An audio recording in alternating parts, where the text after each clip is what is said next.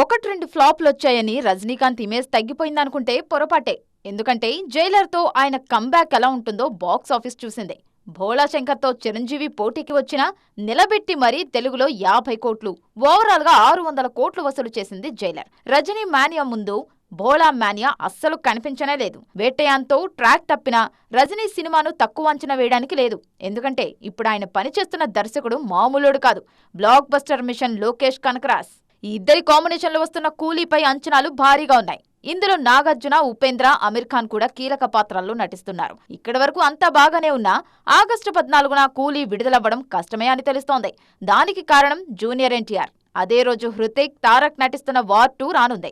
ఈ సినిమాతో కూలీకి పోటీ ఉండదని తమిళ బయ్యర్లకు నిర్మాతలు హామీ ఇచ్చినట్లు తెలుస్తోంది.